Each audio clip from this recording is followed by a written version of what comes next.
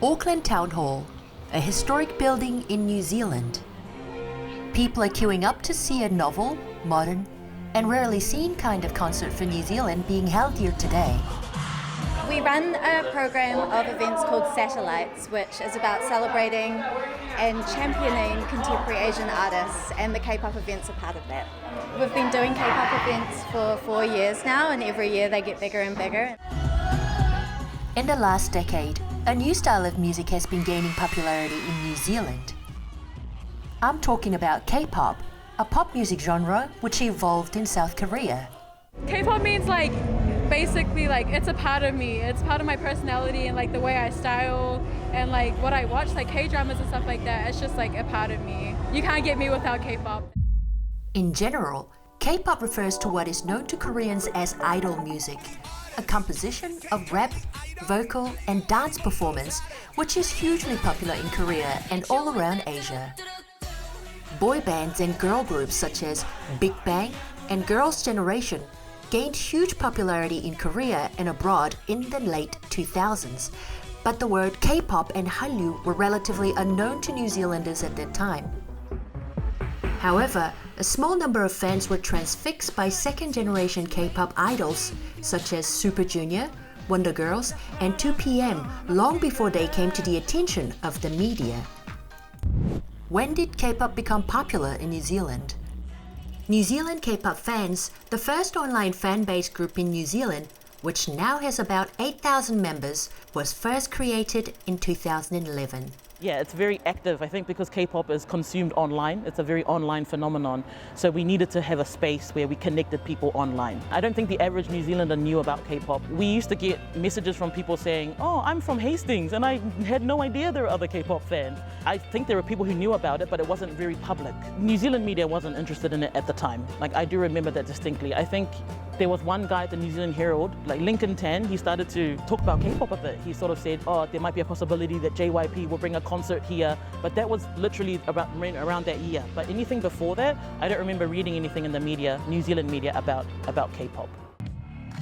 In January 2012, a K-pop cover dance group called New Beginning performed at a New Year's event in Auckland. We are New Beginning, we are a newly formed group. The event has been recorded as the first K-pop performance in New Zealand. I just had a lot of friends that like dancing from high school, so we all kind of made a group together and it kind of just became a K-pop cover crew. We were the only ones invited for that, and not that I was aware of, we were the only ones doing K-pop at the festival, so. K-pop auditions, sponsored by Korean entertainment companies, also contributed to promoting K-pop and boosting its popularity in the early days. JYP, a Korean multinational record label conglomerate, first held auditions in Auckland in December 2011. The widespread public awareness of K-pop in New Zealand came after Psy released his blockbuster hit, Gangnam Style, in July 2012. Then Auckland University's K-pop Planet held its first meeting in September 2012. Then in 2013, Shoe Twins became the first New Zealand team to advance to the K-pop World Festival finals. Let's take a look at some of the stories of the Auckland K-pop picnic interviews held in 2015. Hi, my name's Chloe and welcome to the Auckland K-pop Picnic 2015. I feel like K-pop has become more popular over the past few years. I know back in 2012 when I did a meetup, it was 10 people at most, but as you can see today, there's heaps of people here, 100, and there's been heaps of people interested in everything. It's a growing community, it's great. I love to dance, so whenever I dance for fun, I always feel happy about myself, and I always feel like I can be whoever I want to. I can be Hyunin one day, and I can be Hyuna the other day. It is difficult to know how many K-pop fans there are in New Zealand. However, looking at the size of the audience at the BAP concert in 2016, G-Dragon concert attendance in 2017, and the number of participants at recently held domestically driven K-pop events, K-pop fans are estimated to be in the vicinity of between 5,000 and 7,000 people. Pleasantly surprised at those concerts, the BAP, 17, the G-Dragon concerts, just how many people were there. So that's when I thought, oh, maybe K-pop is bigger than I thought, and there are more K-pop fans. And those events that happen as well, so a lot of different people turn up to those K-pop events. So I think that it's growing, I think, but between 5,000 to 7,000, yeah. When people became fans of K-pop, I realized that they became fans of Korea in general, like Korean culture. And so we would also share events that were happening in Korea sometimes. So as well as the good stuff, there were also like maybe tragic events that brought people together. So during like the Sewol ferry disaster, I remember there was a spike in our page numbers because people were interested in learning more about Korea, and it was sad because music brings people together, but so does grief, right? Like shared grief. So I remember that particular period, and then those tragedies that have happened in K-pop too, we saw the spike in numbers. But recently, during BTS becoming more popular, we've had way more people liking the page. So I was like, thank you, BTS. K-pop fans in New Zealand can be divided into 3 groups. First, online groups that are active on Facebook and other electronic media. Fans share their love for K-pop by exchanging information about new albums and music videos. Sometimes they have offline meetings such as meetups. I've been into K-pop for a while and I haven't seen many pop-up things. I've seen a few pop-up stores. And I thought today I could meet some new friends that like K-pop, as I don't necessarily have any at school. So I was like, hey, why not? I mean, you can dance, you make friends, free food, free water. I mean, it's a bonus, but yeah. Second, university-based K-pop clubs. K-pop Planet from Auckland University and AUT's Horizon are representatives of these kinds of clubs. Victoria University's Friends of Korea in Wellington also consists of a number of K-pop fans. More than 200 K-pop fans flocked to the random play dance held by K-pop Planet for the general public in downtown Auckland in 2019. The random play dance has gained huge popularity on TV channels in Korea, with famous K-pop singers dancing to random songs.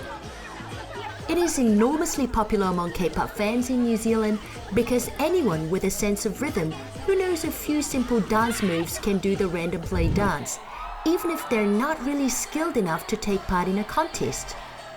It is a favorite item on the agenda of almost every K-pop event. Really happy that we got to organise a random play dance. We were so surprised just seeing everyone come in, especially for BTS, like the big group this year, and it's just like crazy, yeah. Despite the language, that everyone can partake in it and everyone can have fun. So just like you see here, it doesn't matter where everyone is from. Like you could be Asian, you could be white, you could be Pacific Islander. You could still really enjoy K-pop and just be a part of it. Yeah, so I love that. Lastly, K-pop cover dance teams. This kind of dance entity can consist of as few as 3 to 4 people, or as many as dozens, and exists for the purpose of dancing to K-pop music. The dancers gather together to study dance and make music videos. More specifically, they hone their choreographic skills for hours on end with a view to taking part in K-pop competitions. The New Zealand 4-member cover dance group Eden was first formed in late 2016. Although they did not perform that well in their first attempt in 2017, they decided to enter the competition again and improve their dance skills sufficiently over the ensuing 2 to 3 years to win second place in the performance category in 2018 and 2019. Compare Eden's dance performance at the K-Culture Festival with the original singer Everglow's music video. Go up to the sky.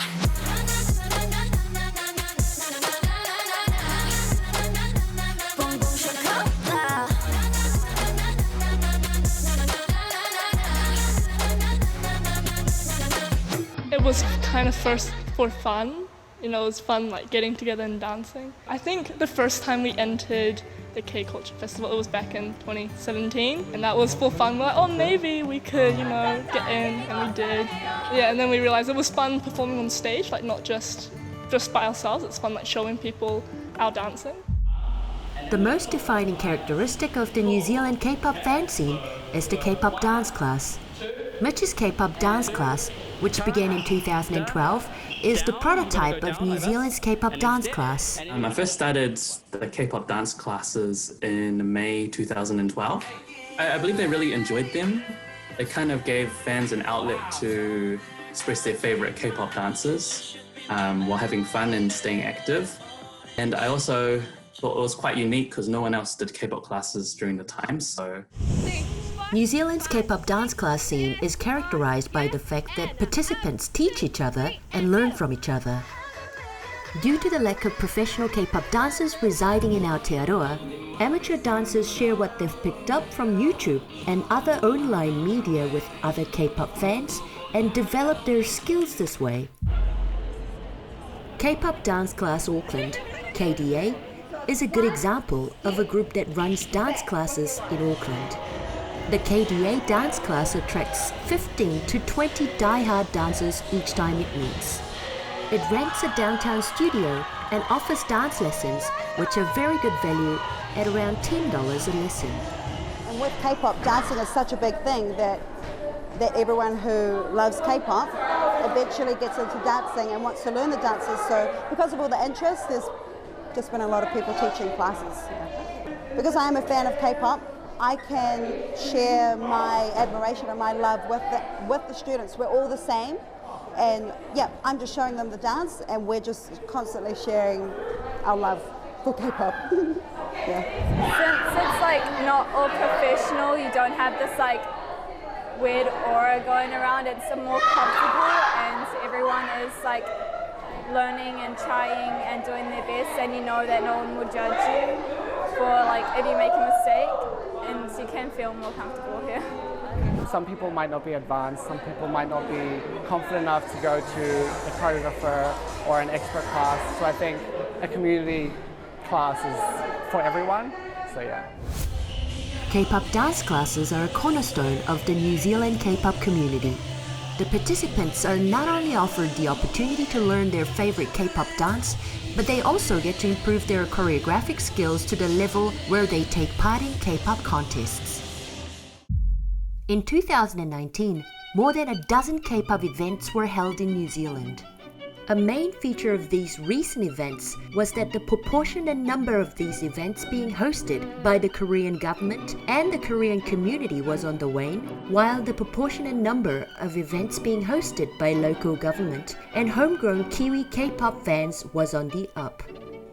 K-pop events were increasing significantly in number and frequency in the 7 to 8 years before COVID-19 killed their momentum. During the lockdown over Zoom, everything was online, yeah, so when you practice for dances and stuff that you're interested in covering, you weren't really able to do that because you can't meet together. And also any concerts that were going to happen in New Zealand obviously got delayed. It's been so fun to be able to come together with this event, and I'm so glad that it wasn't delayed again by another outbreak or anything like that. It always is a good feeling when everyone cheers and stuff like that. It definitely helps you and makes you perform even harder and perform harder. I think it's so cool to see how so many people come together for this type of genre of music. So that's really cool that music really does bring everyone together. New Zealand is a country where the spread of K-pop content has been very slow compared to the spread in Southeast Asia, South America, and the United States. Nevertheless, there are die-hard K-pop fanatics in their teens and 20s here, and their passion for K-pop is beyond imagination. What is it that makes New Zealand fans so passionate and talented? The K-pop mania is mainly led by young ethnic minorities such as Pacific Islanders and Asians in New Zealand. They have less resistance to disparate Korean lyrics because they have experience in using other languages besides English. They're wide open to accepting other cultures. It's not growing as mainstream as of now, only because the language is what makes K-pop unique, but it's also one of the barriers. Because there are some people that would prefer to hear music in a language that they understand. So I think that's just one of the barriers, but it's not a big barrier. People are so used to westernized music, so they're not used to the whole fashion, how big they use fashion and choreography. They're just used to what they're used to, I guess you say. they're not open to change yet. So it's slowly getting there. But when I first started, it was like nobody liked it. Everybody was, why are you listening to that? But now it's like, oh yeah, I've heard that before. Yeah. Minority are more open to change. Yeah. And are willing to like learn, I'd say, because you have to be able to understand it. So to be able to understand, you have to learn. And the others just want to do what they used to, I'd say. Yeah. Although the fan base is not deep, New Zealand K-pop fanatics have excellent dance skills. The number of teams participating in the preliminary round of the 2019 K-Culture Festival in Wellington was 34 teams with 96 participants. Among them, there were 25 dance teams consisting of 86 people, illustrating the popularity for participants of dance over vocals. It is fair to assume that fans here consider the idol group performance and breathtaking dance skills to be the most attractive part of K-pop. The most popular idol group for cover dance teams then made it to the finals of the K-Culture Festival in New Zealand for 5 years from 2015 was Blackpink, with 5 teams choosing them. BTS ranks second with 4 teams. It shows that they prefer idol groups that show aesthetic group dance through colorful and high-quality music videos. There is no like this is a K-pop move, but what it is that when choreographers make these moves to a new song, they have to think hard and carefully about, okay, what move is catchy that goes with the song, that the crowd that listens to music, when they listen to it, they're gonna remember the song by this move. So for example, when you were in the class and you were shooting that class, there was a na na na na, like na na na na. Something simple like na na na na could go with the song, or na na na na, but the move goes na na na na, which is so original that you don't see anywhere else. And when people hear it, they go, oh, it's that move. I think it's just to do with like the catchy song lyrics as well as like the catchy movements. And it's like, I was just talking to my family members and they were like, there isn't actually another style of genre or dance that has specific movements to a specific song rhythm or like lyrics that everyone can just come in and join. Like there's kind of like hip hop, which is cool, but you have to just learn the movements, I guess. But with K-pop, it's kind of viral. Like everything's really like on the internet, so it's so accessible. We really like K-pop because it's not just the music that's the focus. There's a lot of aesthetics in it and choreography, and the music videos are always really well done, and we like how cohesive the team members are when they do the dancing and the singing as well. Let's take a look at the performances of the teams that made it to the finals of the 2019 K-Culture Festivals.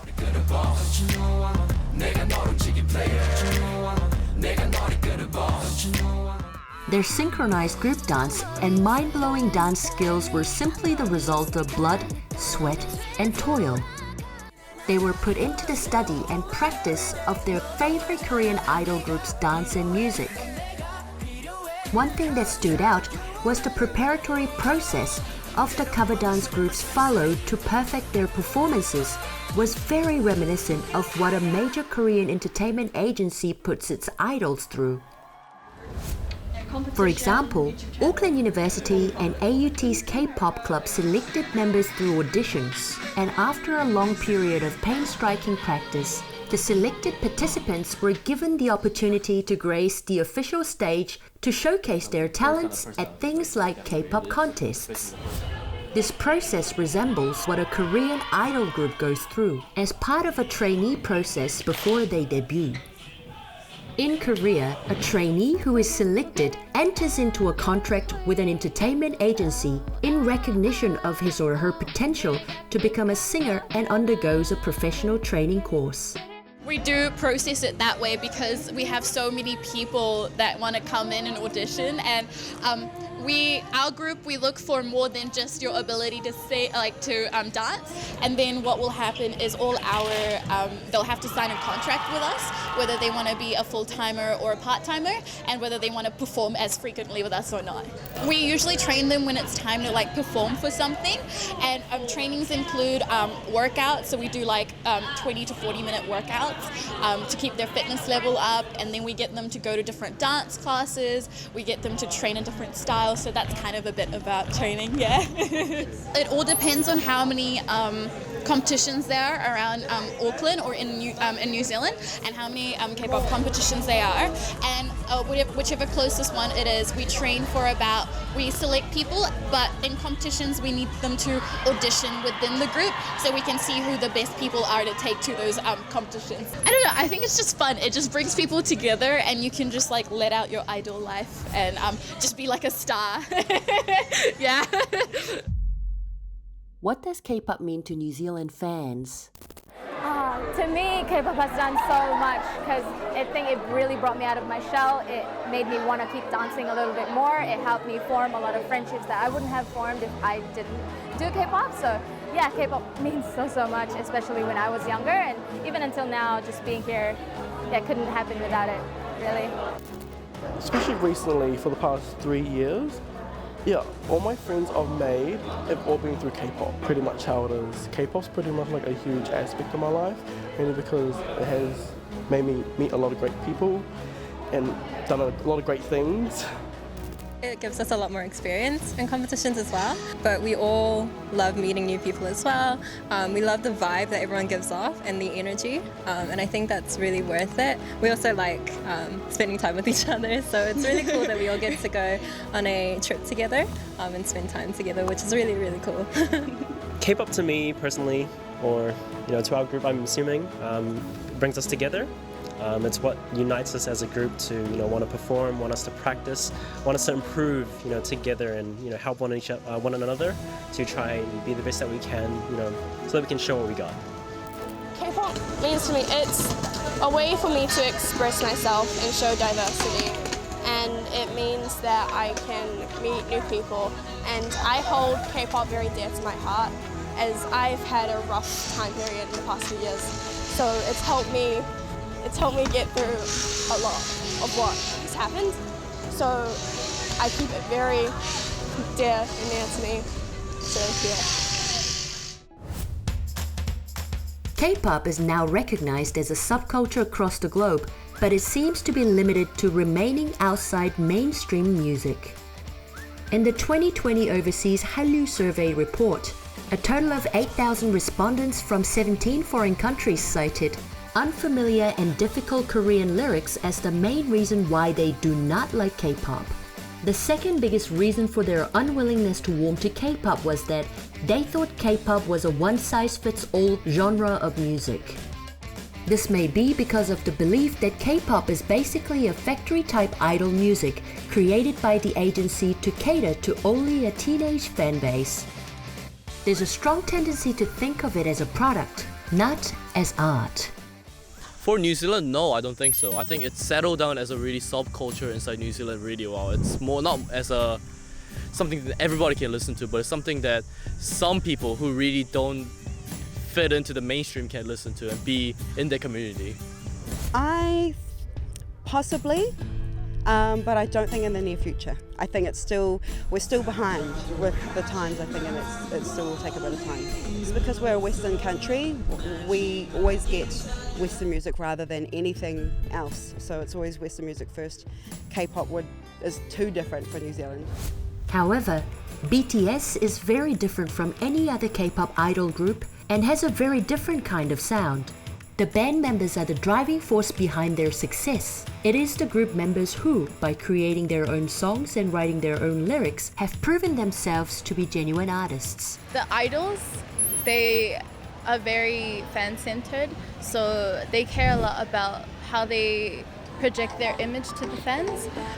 With New Zealand music, it's very I do my own thing, this is my style, but with K-pop, it's this is a style that our fans would like, so we would like to do that for them. Production value. that's one thing that anyone can see straight off the bat is like, for example, like BTS DNA, that one was crazy camera movements and stuff like that.